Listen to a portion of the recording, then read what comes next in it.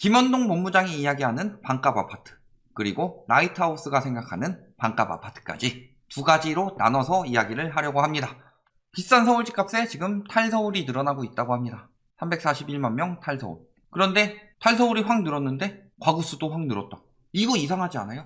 그러니까 가구수가 늘어난 이유 뭐예요? 1가구 4주택인데 내 식구면은 식구를 다 가구로 나눠서 탈세하려고 그 짓거리 한 거다. 그래서 서울에는 다주택자 수가 확 줄어든 거죠. 그리고 다주택자가 그럼에도 불구하고 늘어난 이유는 지방 가가지고 지방 갭투기 하는 사람들이 늘어서 뒤늦게라도 이 시장에 들어와서 부동산으로 돈 좀 벌어보겠다. 뒤늦게라고 들어가는 순간 그때 망하는 거죠. 늦었다고 시작할 때가 정말 너무 늦었다. 근데 그 뒤에 한 말은 그러니 지금이라도 시작해라 라고 하지만 그거는 진짜 인생에 관한 이야기이고 자산시장에 관해서 진짜 내가 초보고 처음 들어오는데 남들 다 돈 벌었는데 나만 못 버는 것 같아. 근데 나한테 좋은 정보가 들어왔다. 내가 맨날 찾아보지도 않는데 포털에 뜨는 메인 몇 개만 보고 그땐 진짜 늦은 거예요. 당신이 물리는 거다. 그리고 탈서울이 이렇게 늘어났다. 왜? 집값도 비싼데? 분양가도 떨어질 생각을 안 해요. 그러면은 아무리 분양을 많이 하더라도 가격이 높게 형성되면은 진입할 수가 없죠. 살 수 있는 사람들만 산다. 그 와중에 뭐 세금 완화하고 분양가 올려가지고 대출 완화하고 해봐라. 결국에 집값을 잡으려면은 분양가를 같이 잡아줘서 그러니까 재건축 재개발 아무리 해봤자 분양가 로또 해도 로또도 아니에요. 그거 로또는 보통 꽝이죠. 분양가 아무리 잡아봤자 고가고 재건축 재개발이 해법이 아니죠. 그러니까 분양가 상한제를 이야기를 하는 거고 분양가 상한제가 도입이 됐는데도 안 잡히고 있는 이유는 원가 공개가 똑바로 되고 있지 않기 때문에 분양가 상한제를 했음에도 비싸게 나오기 때문에 집값이 안 잡히는 거죠. 그래서 김원동 경실련 본부장이 이제 SH 사장으로 임명되면서 5억 아파트 내겠다. 반값 아파트. 서울 아파트 중위 가격이 10억이 넘었습니다. 평균 가격은 11억이 넘었고 근데 30평이 4, 5억 원의 건물을 자기 것처럼 사용하게 만들겠다. 그리고 매각도 할 수 있다. 어떻게 해요? 토지 임대부 주택으로 하겠다. 그래서 건물만 네 거, 땅은 국가 거. 이런 형식으로 들어가는 거죠. 그래서 어떤 형식으로 가는 거예요? 분양가 저렴하게 가고 토지 플러스 건물인데 토지는 공공이 소유하고 건물만 분양받아서 강남권 5억 원대, 비강남권 3억 원대에 전용 84 기준으로 아파트를 공급하겠다. 반값 아파트에 말 엄청 많아요. 차익이 얼마 안 된다. 집값의 핵심은 땅값인데. 근데 맨날 이야기하는 게 뭐예요? 실수요들이 거주의 불안을 느껴서 지금 비싼 가격에도 산다라고 하는데 저런 거 들어가면은 거주의 불안이 사라지죠. 월세 낸다. 토지 임대부라. 국가에서 월세를 확 올릴 것 같아요. 안 된다. 무조건 실수요들도 차익의 심리가 있다. 저런 건 절대 안 된다. 안 되는 이유가 뭐예요? 영향받으니까 집값에 저런 것들 계속 들어와 봐요. 누가 비싸게 강남 아파트 사요. 그러니까 무조건 이악 물고 막는 거다. 언론에서 맨날 집값 정책 실패라고 말하면서 이렇게 해라라고 하면서 집값 떨어지는 걸 바라는 것 같아요. 절대 그렇지 않죠. 떨어질 만한 정책들은 무조건 안 된다고 한다. 왜? 주민들 반응 보면 알 수 있죠. 전 지역에 빈 땅 확보하겠습니다 한다고 하니까 뭐라 그래요? 공산국가냐고 하고 있고 이 심교수 그 다음에 여기 부동산 자문센터 팀장 이 사람들 뭐라 그래요? 시장 안정에 미치는 효과는 크지 않다. 물량이 적으니까 시장 안정 안 된다. 일단은 부정적인 이야기부터 하고 자빠졌죠. 저 사람들이 전문가예요? 집값이 제일 비싼 데가 어느 나라게요? 지금 떨어졌다고 해도 아직 중국이 집값은 제일 비쌉니다. 근데 공산국가니에요. 그럼 중국 같은 자유민주주의 국가 가고 집값 잘 안 오르는 일본 같은 공산국가로 가세요. 그리고 중국에서 안 잡히다 이번에 규제 강화하죠. 규제 강화하니까 집값 어떻게 되고 있어요? 잡히고 있죠.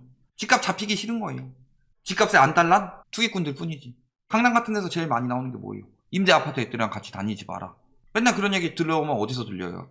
물론 일부겠지만 우월 의식이 있다는 거죠. 그리고 집값이 떨어질 만한 정책이다. 이게 김원동 본부장이 주장하는 반값 아파트고 반값 아파트가 공급이 된다면 아무래도 반값 아파트로 강남 시세가 확 떨어진다 이게 아니라 반값 아파트가 들어오면서부터 첫 번째 어느 수요가 제일 많이 줄겠느냐. 강남 아파트를 살려는 매매 수요가 준다. 그거보다 더 핵심은 뭐냐. 전세가 계속 올리고 있다는데 저기 분양 받아가지고 전세 걱정 없이 좀 살자. 그러면은 누가 제일 타격을 입어요? 갭투기 수요들. 그러니까 이악 물고 반대하는 거다. 시세 떨어지니까. 그런 상황인데 이제 저거는 김원동 사장이 이야기한 반값 아파트 정책이고 진짜 반값 아파트는 뭐예요? 이게 진짜 반값 아파트죠. 강남은 2006년에 고점 많이 찍었죠. 그런데도 2008년까지 계속 오른다고 했던 거예요. 2008년에도 떨어져도 사라고 그랬어요. 그 은행권 막 팀장 이런 사람들 어떻게 됐어요? 고점 찍은 게 얼마나 떨어졌어요? 이것도 제일 많이 떨어진 단지들 골라서 이야기한 거 아니죠. 이게 진짜 반값 아파트죠. 진짜 반값 아파트는 뭐다? 2배로 부풀어 오른 거품이 절반으로 다시 빠지는 게 반값 아파트죠. 그래서 빠르면 한 5년 정도, 늦어도 한 6, 7년 내에는 반값 아파트 시장에 올 거다. 저게 효과가 없다고 해서 반값 아파트 끝, 이게 아니다. 매수 심리 0, 매도 심리는 77%. 자, 2008년 기사예요. 이때 2008년 1월만 해도 집사라고 했던 사람도 있었죠. 고모 팀장, 지점장에다가 이제 교수 붙여가지고 합리적으로 분석하는 것처럼 직함 바꾼 그분도 그때 사라고 그랬었죠. 수도권 집값 최고 48% 추락. 이게 반값 아파트. 반값, 얘네는 반값 이상 아파트. 이런 데가 반값 아파트. 수도권 새 아파트 분양가 이하로 추락. 55%가. 분양가 밑으로 절대 안 떨어진다고 말하고 있죠. 12년이에요. 뭐라 그래요, 저희가? 한 5년 지나면은 분양가 이하로 추락하는 거 금방이다 라고 그랬죠. 지금 로또라고 하는데 반값 아파트가 현실화되면 떨어질 수 있다. 그래서 그 반값 아파트 나오는 게 지금 굉장히 가시화되고 있죠.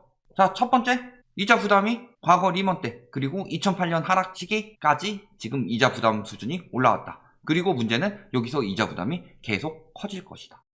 아마 여태까지 한 번도 없었던 GDP 대비 가계부채가 하락하는 일이 나타날 것입니다. 얼마 안 있으면. 그래서 사실상 글로벌 금융위기 때 우리나라가 그렇게까지 그래도 덜 박살난 이유가 뭐냐? 참여정부 때 규제정책 많이 해가지고 많이 못 사게 막아서 그래요. 그런데 이번 정부 때는 어때요? 규제정책 참여정부 때보다 약해요, 강해요? 강한 것도 있지만 약한 경우도 몇 개 있었죠. 예를 들어서 전세대출 억제 안 된 거. 이런 부분에 대해서는 확실히 유동성을 통제를 못했죠. 그리고 금리도 못 올렸다. 거의. 이런 부분에서 이번 정부 때 무슨 여론을 만들었느냐. 아무리 규제정책을 해도 참여정부 때 규제에도 올랐다. 이 프레임을 가지고 경험이 있답시고 사람들이 사재 끼도록 만들었죠. 그래서 이번에는 정말 한국판 서브프라임 사태가 일어날 수밖에 없다. 서브프라임 사태가 일어나면 어떻게 돼요? 미국은 반의 반값 아파트도 나왔을걸요, 그때? 과거에 지금보다 거품이 덜하고 위기가 덜하던 시기에 반값 아파트가 나왔다. 그런데 지금은 거품도 더 크고 부채도 더 크고 금리 부담은 엄청나게 올라갔다. 지금 정부별로 비교를 해봤을 때 거의 최저금리 수준이죠. 그럼에도 불구하고 0%대 기준금리인 정부가 언제 있었냐. 그런데 이번 정부에 그럼에도 불구하고 이자 부담 수준이 최고로 올라섰다. 무슨 소리예요? 금리 1.25만 돼도 개박살 난다는 소리죠. 어땠어요? 경매시장 22억짜리 11억에 내놔도 안 산다. 반값도 안 산다. 3분의 1은 떨어져야 정상이고 예전처럼 활력을 되찾을 것. 이번에는 미국 서브프라임보다 우리나라 서브프라임이 먼저 올 겁니다. 왜냐면은 파월이 일단 너무 비둘기파적이고 미국은 그때 한번 가계부채를 털어냈기 때문에 이번에 다시 상승할 여력이 조금은 더 있을 수 있어요. 그런데 그때 털어내지 못한 나라들, 예를 들어 중국이나 우리나라 같은 나라들이 가계부채를 못 털어냈기 때문에 먼저 터질 것이다. 그래서 중국은 먼저 터진 거고 우리나라도 곧 터진다. 매물, 호가 맨날 뭐라 그랬어요? 강남은 안 떨어진다. 떨어진 거 다 외곽이다. 왜 실거래가 떨어진 게 외곽에 많이 있느냐? 호가 내렸는데 안 팔려서 그런 거죠. 강남은 워낙 비싸니까. 호가 내려도 안 팔렸고 강남권에서 팔린 아파트들 보면은 거기는 억 단위로 떨어졌어요. 자, 아크로 리버뷰 신반포 전용 84 타입은 최저가 34억에 매물이 등록됐다. 33억 8천도 있습니다. 15일날 등록했는데 17일 기사에 자연스럽게 최저가를 높이고 있어요. 언론에서 떨어지고 있다 이야기를 하더라도 축소를 하고 있다는 거죠. 그런데 현실은 훨씬 더 심각하다. 반포자에 호가가 34억부터 시작한다. 32억짜리 있어요. 17일 기사인데 15일날 등록된 거죠. 32억짜리 호가보다 2억이 더 떨어졌어요. 근데 문제는 거래가 안 됐으니까 아직까지 떠있는 거죠. 오늘 캡처한 건데. 개포동 레미안 블레 스티지 전용 84 타입은 최고가 대비 2억 6천 내린 34억의 매물이 다수 등록됐고 28억 5천 30억짜리까지 있다. 이런 거는 최저가로 이야기 안 하죠. 이런 거 나오면은 2억 6천이 아니라 얼마나 떨어진 거예요?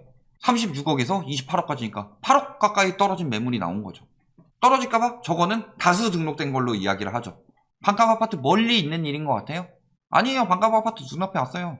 김원동 SH 신임 사장이 말한 반값 아파트가 문제가 아니다. 지금 이제 진짜 반값 이상 떨어진 아파트들이 다수 나오게 되는 시장이 될 수밖에 없다. 그게 강남권부터 시작이 됐고 호가가 저렇게 나오는데 거래가 안 됐기 때문에 아직 떨어지는 것처럼 지수가 나오지 않으니까 외곽만 떨어진다. 강남은 굳건하다. 굳건해서 실거래가 대비 8억 떨어진 매물이 나와 있어요. 그것도 팔리지도 않았는데 아직도.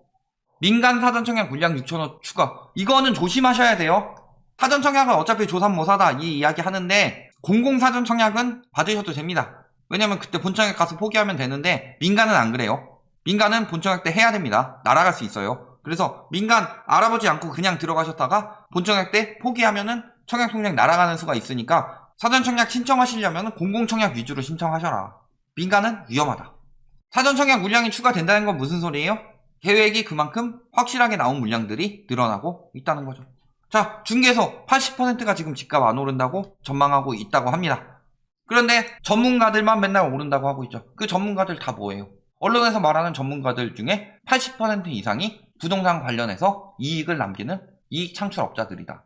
그런데 이익을 창출하는 사람들만 오른다고 한다고. 그 사람들의 논리가 처음에 논리가 잘못된 건 우리가 다 반박했죠. 공급 부족 아니고 저금리 시장 끝났고 전세는 저금리랑 멸실 때문에 오른 건데 멸실 막 끝나고 저금리 끝나면은 끝난다. 다 반박했죠.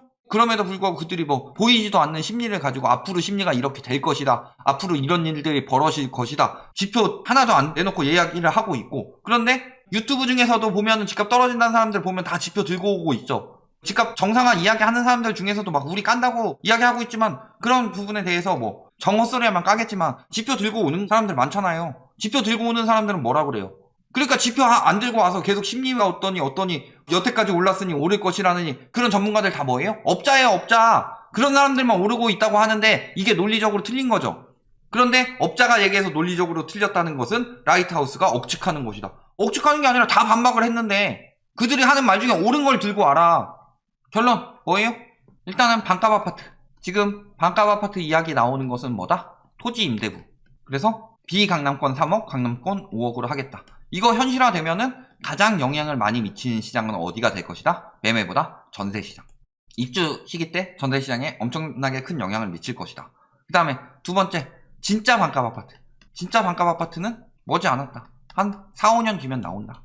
빠르면 5년, 늦으면 7, 8년이라고 그러지 않았어요? 그건 정상화. 4, 5년 뒤에는 반값 아파트가 나온다. 즉 정상화가 된다는 소리는 무슨 소리예요? 반값 이상으로 떨어질 수 있다. 왜? 2배 이상으로 올랐던 지역은 반값 이하로 떨어져야죠. 아직도 본인들이 겪어왔던 시장은 계속 거품이 쌓였으니까 계속 오를 것 같고 라이트하우스는 뜬구름 잡는 소리 하는 것 같죠? 다 있었던 일들이에요. 그리고 진짜 거품이 많이 꼈던 시장일수록 더 박살이 났다. 그런데 글로벌 금융위기 때는 우리나라보다 미국이 거품이 심하게 꼈으니까 미국이 박살났고 90년대 초반에 일본 버블 때는 일본이 거품이 제일 많이 꼈으니까 일본이 크게 박살났고 우리나라는 영향이 크지 않았죠. 근데 이번 버블은 어느 나라가 제일 크다? 중국과 그 다음이 우리나라. 근데 GDP 대비 가계부채로 버블을 이야기하자면 우리나라가 가장 크다. 박살나면 어떻게 되겠어요? 글로벌 금융위기 때가 반값이에요. 그러면 이번에 박살나면 반값 이상 하고도 남는다. 눈에 보이는 것 그리고 겪어보지 않은 시기에 대해서 숨기고 있는 것에 대해 넘어가지 마라. 분명히 그런 시기가 있었고 이번엔 더 위험하다. 여기까지 말씀드리겠습니다.